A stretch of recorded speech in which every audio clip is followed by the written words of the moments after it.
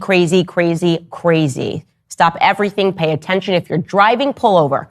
Just kidding. You don't have to pull over. You can keep driving. But you just prepare yourself for what is happening right now in France. And here we go. So let me give you guys the background. Emmanuel Macron is the president of France. He is married to Brigitte Macron. Okay? Their love story has always been extremely weird and extremely creepy. She is 70 years old, allegedly, and he is just 46 years old. So already right there, you have a 24-year age gap between them. And at the very least, just looking into their love story, you're looking at what might be, because they change the age throughout the years, a story of pedophilia. I'll tell you what their official narrative has been. Nobody cares. At the end of the day, nobody cares. The official narrative is that when Emmanuel was just 15 years old, he was a drama student at a school, and his teacher was Brigitte. And while he was very young, they somehow managed to fall in love. That would have made Brigitte way too old to be falling in love with a 15 or 16 or 14-year-old, depending on which article you're reading. She belongs to the streets. But yes, apparently she was just so moved from his depth, this little boy's depth and the poetry and the way that he would write, that they fell in love, so much so that the now First Lady left her then husband, despite the fact that they had 3 kids. Okay, so that's the background story. Nobody cares. Doesn't matter. It happened so long ago. Now she's the First Lady. We should celebrate her. No, some major update now happening. Major update. So let me tell you about how I happened upon this story. There was just an article that was published in the Daily Mail. Here is the headline. The proof France's First Lady wasn't born a man. What? I was going, what? So I, of course, instantly read it, because what a bizarre thing that you're even needing to present proof that Brigitte Macron was not born a man. And embedded within the article, they showed 2 photos, and I'm going to show you right now. This is the first photo. This is allegedly Brigitte Macron when she was a little girl sitting on her mom's lap. But when I saw this photo, the first thing I noticed was that the person on the far left, the boy, that actually looks like Brigitte Macron. I'm taking you guys through my thought process. I saw this photo. I was like, that actually looks like she might actually be the guy. Maybe she's a dead ringer for her brother, but I don't see any resemblance there with the little girl. And they showed the second photo, debunking another young photo, allegedly, of Brigitte Macron. But I thought when I looked at this photo that this looks way too new to be a photo of a 70-year-old when they were a child. Now, again, these are my thought processes. Oh, come on now, dog. Come on, man.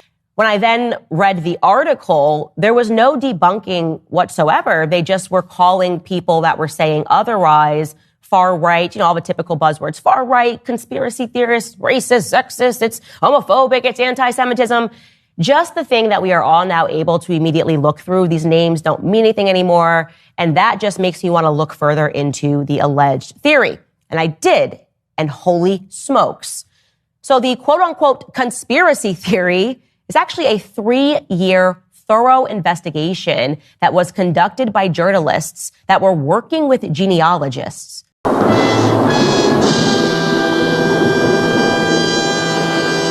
It was published in 6 issues in Faits et Documents. I'm sorry, my French is not that good, but they published 6 issues unpacking what they had discovered after a 3-year investigation. And here is what they are saying, right? So again, I'm going to say allegedly, but this is what they have published. Say, hold up, wait a minute, something ain't right. Their theory is that the First Lady, Brigitte Macron, was actually born Jean-Michel. So Bridget is actually John Michael. John Michael lived as a man for 30 years, fathered 5 children, okay, and then transitioned at the age of 30 to become Brigitte. I am not gay. I have relationships with women and sex with men. And I got news for you. That means you're gay. Okay, now I'm just going to show you this before and after photo, just right here. They actually used, as a part of their investigation, Chinese software. And this is a side-by-side. It is such a dead ringer. It's crazy to me that you would not say that these 2 individuals look alike. This is potentially the same individual age. So on the left, what I'm showing you is John Michael. On the right is a photo of the First Lady, okay? Now, I will tell you why this has legs and why I'm going to encourage you to read the very long document that I read, which we will include in the link in bio. The first obvious reason that I am very much believing what they have published is because the First Lady is simply unable to produce any photos of herself throughout the first 30 years of her life. Let me explain to you why I don't care. Guys, how easy to debunk this. If you say, Candace, no, actually, you lived as a man for 30 years. I lived for 30 years. I'm going to show you every photo of every year that I've lived. Here's me in college, right? Here's me while I was pregnant with my children. Here's me and my husband on our wedding day. There would be so many photos that Brigitte should have at her disposal if this is false. But they won't produce any. Nope, they're just calling everybody wrong and backwards and transphobic. Just produce the photos. Instead, the only photos they have produced that are circulating in the media are the photos that I just showed you. And as I said, the first photo, she looks more like the John Michael, who she claims is actually her brother, who she won't just present to the public. If that is in fact your brother, please just go on a walk with him so we can capture it and say, no, she just happens to look like her brother. Here's John Michael. No, John Michael has disappeared. The genealogist just can't find a single trace of John Michael since Brigitte came into the public space at the age of 30. What? Bro, what are you talking about, man? So John Michael existed for 30 years, according to the genealogist, okay? And then John Michael stops existing and Brigitte exists. But Brigitte doesn't exist for the first 30 years, okay? The second photo, the one that I said to you looked a little too recent for an alleged 70-year-old, well, yeah, they were able to debunk that. That's actually a photo of her daughter, her daughter Trefane. You can see now side by side. Of course, that is her daughter. It's a dead ringer for her daughter. So why would you colorize a photo and make it black and white and try to pass it as yourself when it is in fact your daughter? Now, I'm sure somebody will say, well, didn't come directly from the First Lady. It is very obvious that they are trying to dissuade the narrative by producing these two photos, which are easily debunked. Here's a second reason that I would say major red flags. Rather than just producing what should be ample evidence of your existence for the first 30 years of your life, they're suing. Yes, the First Lady actually sued two of the journalists that were involved in producing the story. Stop it. Get some help. Brigitte Macron, here's a headline from the Telegraph. Brigitte Macron sues women who claimed that she is transgendered. Well, something to note is what exactly Brigitte is suing for.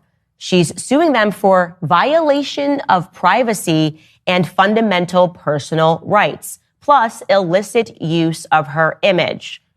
But what does that mean? That doesn't mean anything.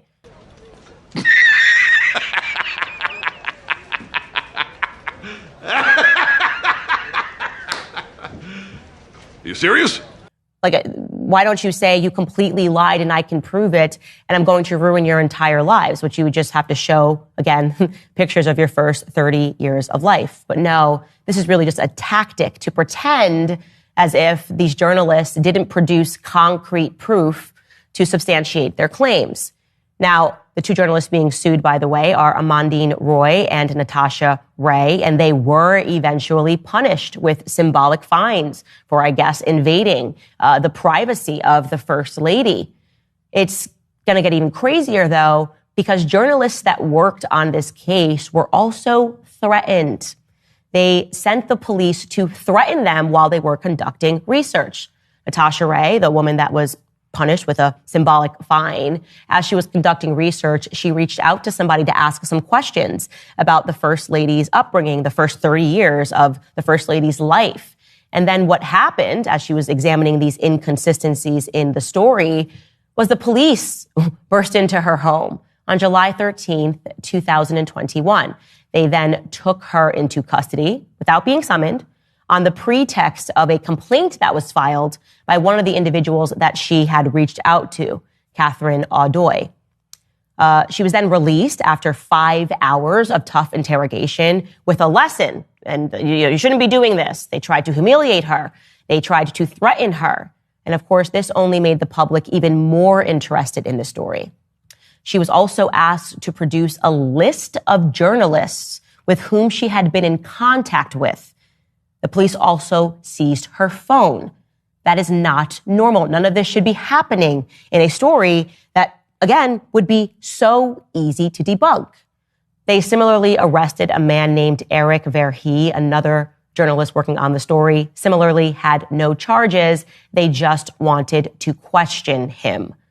I don't know, guys. You tell me, what are you thinking? If you're alleging that somebody was a man for the first 30 years of their life, why go through these efforts when you could just show photos? It's pretty difficult to put into words how disgusted I am. I have something to tell you from the White House. It is President Donald J. Trump. He is calling me.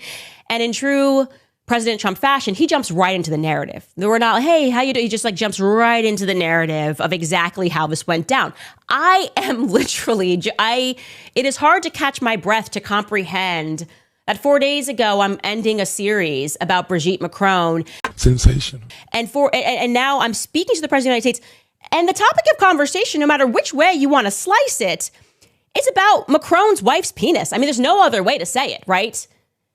And so he just jumps right into the narrative. He's like, I'm negotiating. You wouldn't believe how many pieces this person wants this person. If this person wants this. And you have no idea how much is involved when you're trying to get one of these deals done, Anyways, I have Macron. I like Macron. We're speaking at the White House and I'm walking him to his car. And, he says to me, Mr. President, can I speak to you for a second? I say, of course you can speak to me about anything. What's going on?